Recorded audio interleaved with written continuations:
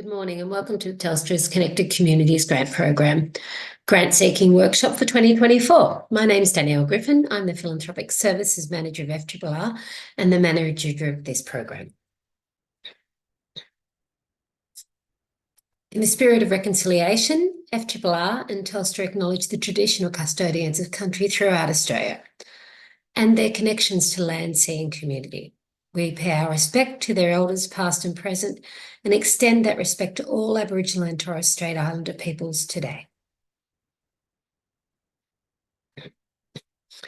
Firstly, I'll let you know a little bit about FRRR, and then we'll talk a little bit about Telstra, and we'll talk about the program and the details of that, share some case studies, and then go into some tips for grant writing. The Foundation for Rural and Regional Renewal is the only national foundation specifically focused on the remote, rural and regional areas of Australia's social and economic strength. We align and work with government, philanthropy and community to manage their purposes and these investments. Telstra is our partner on this grant program, and as Australia's leading telecommunications and technology company who offers a full range of communication services in telecommunications markets across Australia, they're proudly at the forefront of technology for 100 years. They're very aware of digital technologies growing and continue to lead the way with networks, tech and experiences. They're very focused on building a connected future so everyone can thrive, and that's what this grant program is about. This is the second year of the program, and we will also be running this program in 2025. Telstra's Connected Communities 2024 offers $200,000 in grant funds for remote, rural and regional communities to enhance livability through digital solutions. The grant program is open now and it will close on 27th of March 2024. It's important for people that are not in Australian eastern states to understand this is daylight savings time. So please, Queensland, WA, NT, South Australia and Tasmania, just make sure you've got your timing right when you're putting your grants in. The funds will be announced in late June. You can apply for grants up to $10,000. The projects that you're applying for should be completed between July 2024 and June 2025. These projects are to foster livable communities that have digital capacity. So when we say that, we mean we're looking to equip community organisations to support individuals with the skills to live, learn and work in a digital society. We're also looking to foster sustainable communities that are diverse and inclusive. So if you've got projects that are looking at how we better manage resources and ensure that you've got that broad community benefit, we'd love to hear about it. Resilient communities. We know that remote, rural and regional Australia is at the forefront of disaster. And so digital tools can really assist you to be better prepared and also ensure that you've got social connections across your community so that when something does happen, both in and out of disaster time, you have the ability to get together and recover together. I advise you read all the grant information before you start your grant writing. So this is available in the guidelines that you receive. And we also recommend if there's anything in there that you have any questions about that you call FRRR. Our phone number is on our website and we have project officers on the phone that are available to speak to you and discuss your project, which may actually help you make it more aligned or give you suggestions for other funding opportunities. You must be a not-for-profit to apply for this program and have an ABN or be incorporated. You may be auspiced by a partner organisation that has these requirements, and in that case, you have to ensure you have a letter of support from that partner organisation. that verifies they will take responsibility for the grant funds and also the reporting. Your project must have a clear public benefit. So we're looking for projects that have a charitable purpose and address a need in the community. When we talk about alignment, we mean that the projects should be centred around improvements in digital literacy capability or access. Geographic eligibility. This grant program does seek to support not-for-profit organisations in remote, rural and regional Australia.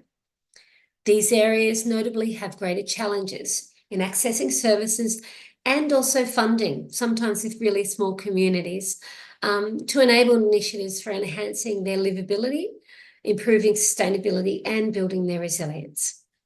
If you are in a community that may be zoned as metro, but you're actually in that peri-urban fringe where you may only be 1 or 2 kilometres from a regional or rural border, and you actually are experiencing disadvantage due to that geographical location or the size of your community, please contact our phone people and discuss this with them, and they can let you know if you're eligible to apply or not.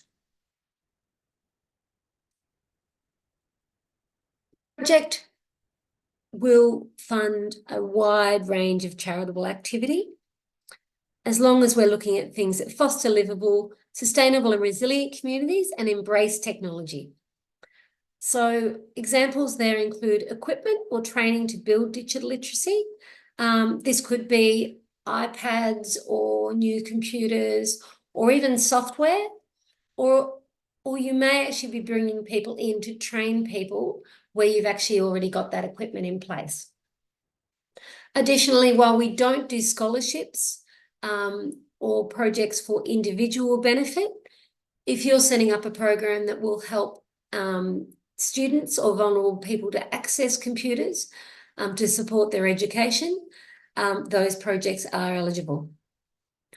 New technology, including software or applications that can build capacity in your community, is really important.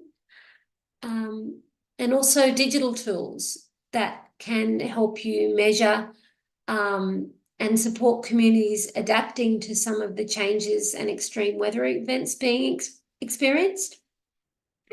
We know that cybersecurity is a real risk at the moment, and so we're interested in groups that are looking to target those vulnerable organisations or people such as the elderly or even young people who may be concerned about scams or just not really sure how to protect themselves and their privacy using their personal devices. So training for that is definitely something that could be funded.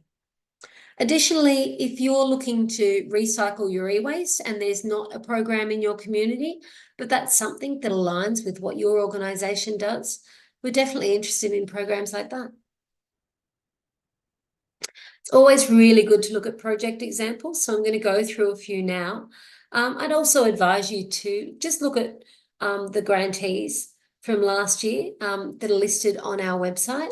It's always really good to kind of understand the different projects that are able to be funded and what else is going on in other communities. In this instance, we see that the Freycinet Volunteer Marine Rescue Base was very low, and this impacted the mobile signal. So there was a real need there, because for the members who are volunteers to go outside the building to obtain a mobile signal meant that it really caused a delay in their ability to actually find out information. Also meant that their families couldn't contact them when they were volunteering. And so just really it was an impediment to the whole operation. By getting a mobile phone booster, they've been able to overcome this, and everyday work is much better because now they have better access to online training. Once again, their family members can contact them as required. There's greater safety in there, and they're also able to do their job much better. Wardell Community Organised Resilience Effort, or Wardell CORE, were impacted by the 2022 floods and have come together to be a resource centre for emergency donations. One of the things they've looked at is how they could be better prepared. And so what they applied for was 10 handheld devices, 2 base stations, and appropriate training and better disaster preparedness to be achieved through this project. In King Island, off Tasmania, a small not-for-profit organisation, Community Centre, has digital resources available, but fairly limited. So what they wanted was to increase those resources with an additional 2 laptops, and also to conduct digital literacy classes, as well as use it for online meetings and training sessions. So you can see here a really great example of a comprehensive project that has broad community benefit, really meets a need when you think about King Island, where there might be a limited access. And a really beautiful element of it was the idea of people being mentored in developing their digital skills. So these projects are really a standout in regards to how broadly they support the community.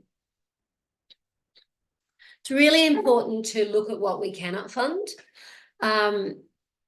So because of the high demand in these projects, or in this program, we won't be funding any successful grantees from 2023.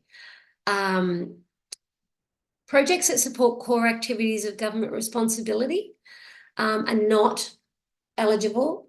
However, if a project is above and beyond that, such as in a council or a school or another government entity, we definitely will consider it. You just have to explain to us why this is currently an extension on what you're mandated to do, and we'll definitely consider projects from those organisations.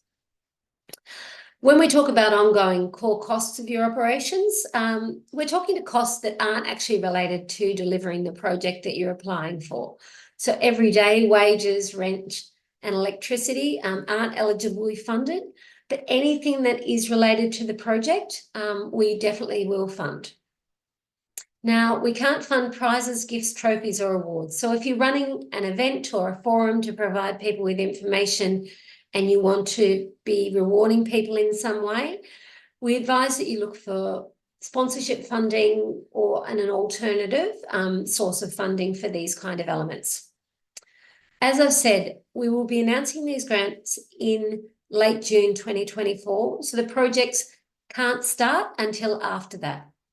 We understand that some projects might be looking for funding for a stage 2 or a stage 3, so it's fine if you're in stage 1 of a project now and you want that funding to commence in June 2024 to do stage 2, but a project that's already been done can't be funded retrospectively.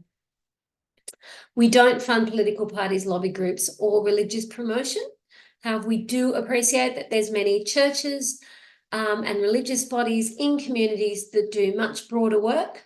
So if you are considering putting through a project, you just need to demonstrate to us that it has a much broader benefit to the community than just the congregation, and the themes are not proselytizing on your religious purpose. Really important is sporting activity. Sporting activity is not a charitable activity under the Australian Taxation Office. And so once again, we understand that many sporting groups have broad community engagement that they do outside of purely the sport. If you are a sporting club and you have a project that will benefit the broader community and engage them, then please bring it forward. If you'd like to discuss it, once again, I advise you call FRRR and chat to us about it. We can't fund things like digital scoreboards or any equipment that might advance the sport. So that's the end of our discussion that's specifically on the Telstra Connected Communities Grant Program. Right now, I'm going to talk to you a bit more about the nitty-gritty of successfully seeking grants. I will refer to Telstra Connected Communities grants, I suppose, details, applications and hints and tricks in regards to how to strengthen your application for that. So I hope this is useful. First of all, you really want to know what your idea is. Be really clear about that, what you want to do. As we said, these needs to be charitable. So you need to think about, are you solving an issue or building on a great opportunity for your community? Once again, make sure your idea considers everyone in the community. Make sure someone else isn't doing the same thing, and that people are there that are interested to support or strengthen your project idea. Why is always really important. So how will your community benefit? And sometimes it's really great to say, what will happen if you do not do this project? That really demonstrates how important it is. We also love evidence, research, statistics, local economic or social impact, even things like Facebook impressions or stories that might let us see just how important a certain idea is to a community, can really help us see why this is a great project. Referring to these is a great way for you to kind of just test how you're writing and how you're describing and telling your story. Where we've got a cross there, these answers about the why are a bit vague, but you can see that where we've got a tick in the green, there's really clear, our consultation with XYZ found this. So this is just about answering the why really clearly. Don't need to be complicated or kind of try and tell us too much information, particularly without any facts. Who will be involved is really, really important. We get a lot of applications from volunteer organisations, and we're very aware that there's a lot of skill sets in those volunteer organisations. Or you may also be working with other partners or supporters that are providing in-kind both resources or support. Please try and tell us as much information about those partners and supporters or your volunteers, participants or beneficiaries as possible. When you provide this information, we get this really big picture of the skills and involvement of the community in your project. It just gives us that visual of how things will work and who will be involved. So that real nitty-gritty of how, when and where. Try and just think logically when you're telling your story. What comes first? What comes second? What does the end look like? Critical project dates. We're aware that these may change, but please just give us, I suppose, your ideal of when you would like to be doing this project, what that rationale might be, the reason why. Is it a good time of the year, or will it take it this long to get to a certain stage to deliver? Additionally, as I said, if we don't have information on hand that you've given us, then we are kind of guessing ourselves what's going on in the background. So information regarding any project site is critical. If it's a particular venue, do you have to pay for it? Do you need permits? Do you have any OH&S you need to manage with regards to that? Another really good thing that we like to understand is if you're getting people in for training, how you're going to target and market them, and potentially how you might, to make sure it's inclusive, how you might make sure they're able to come. Is there transport? Are you doing it at a time of day that will be most convenient for your target audience to attend? Really good also to think when you start to plan this project out is how you're going to evaluate and document it. So what kind of milestones might you identify? Because that helps us, but it also means when you go back or when you're doing your project, you can know, let's take a photo of this, let's take a photo of that. Makes a really, really rich story at the end. Really assists you with that big question of what does success look like? Once again, I'd refer you to these to see really simple, good, clear examples of how to write how, when, and where really clearly.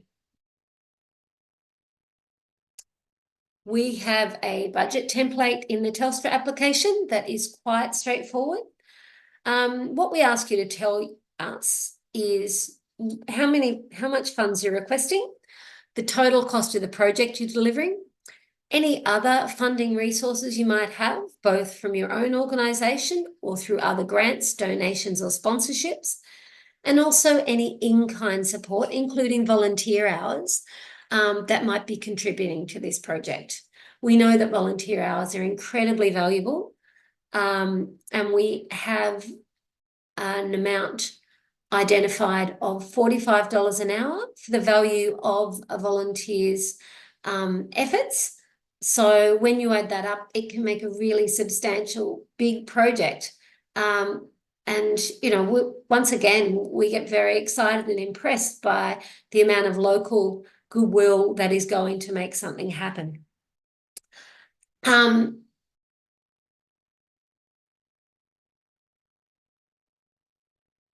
When you're writing your application, please read and follow the guidelines. Note the assessment dates. Once again, note the closing dates. Follow all the instructions, including any word limits.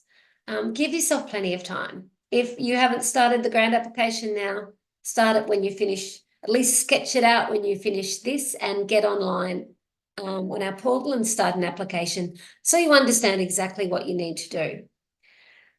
Quotes and letters of support are really, really valuable to us as assessors. You can say in your application that you're going to be working with local schools, or you're working with the local elderly citizens home or another community organisation in your group. But if we don't have a letter of support that indicates you've already contacted them and you've made arrangements, or they're really keen to be a part of this, we have to wonder if you're kind of assuming that they will want to be involved.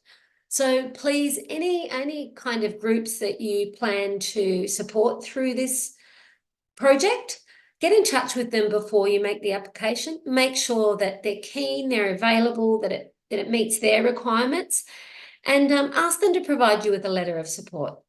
We do have a letter of support template on our website, and it will go out with these slides, a link to that. So it just makes it nice and easy for you to find and give us that evidence.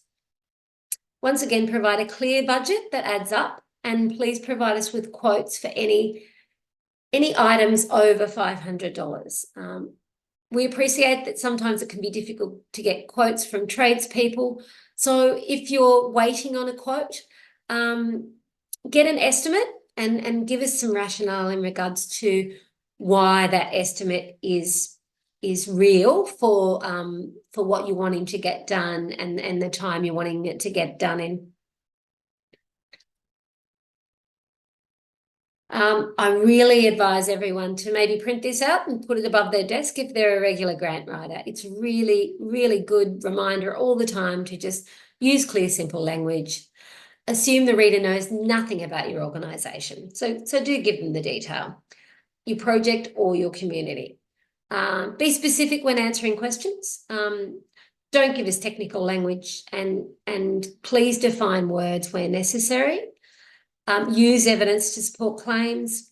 Make it clear how you're going to use the requested funds.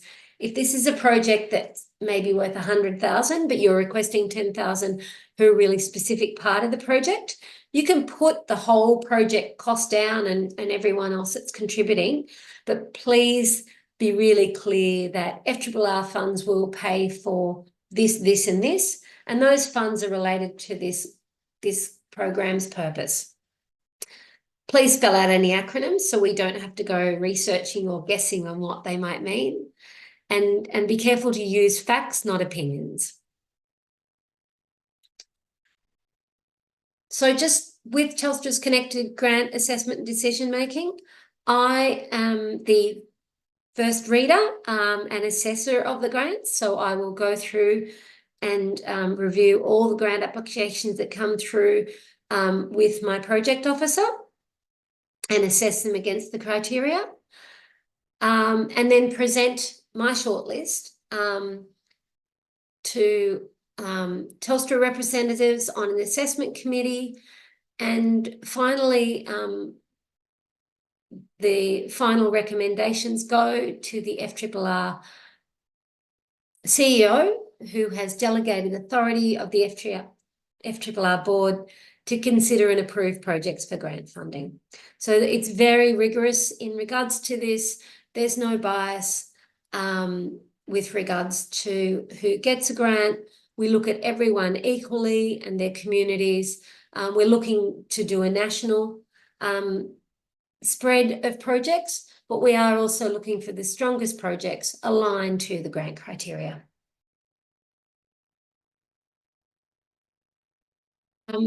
As we said, this program will be announced at the end of June. If you're successful, you'll receive an application or an email, and that email will let you know how to promote your project and also how to access your funds. If you're unsuccessful, you will also be advised via email and given the chance to get in touch with us to get some feedback on your grant application.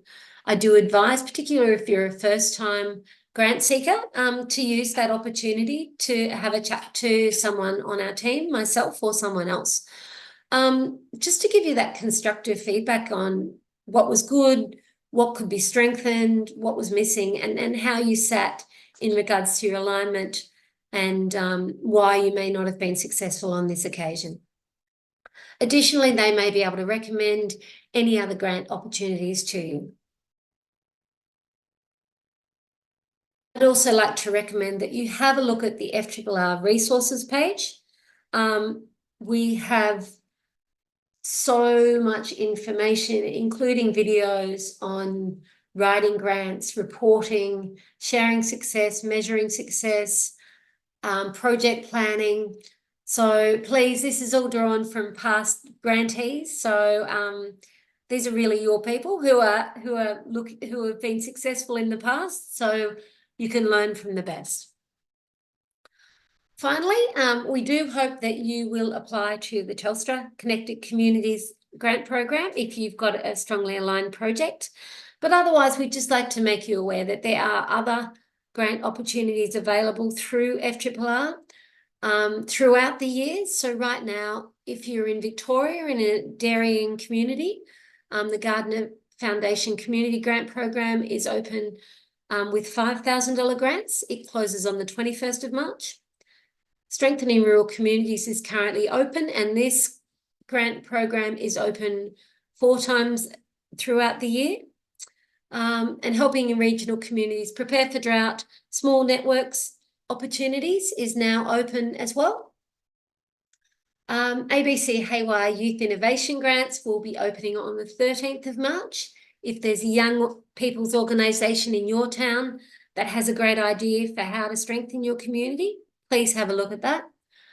And later in the year, you can look out for the ANZ Seeds of Renewal program, Nutrient Ag Solutions Community Grants, and In a Good Place. FRRR really is there for small grassroots community organisations to access funds that make their communities better. I hope you've enjoyed this program, and we look forward to seeing your applications and wish you all the best of luck. Thank you very much.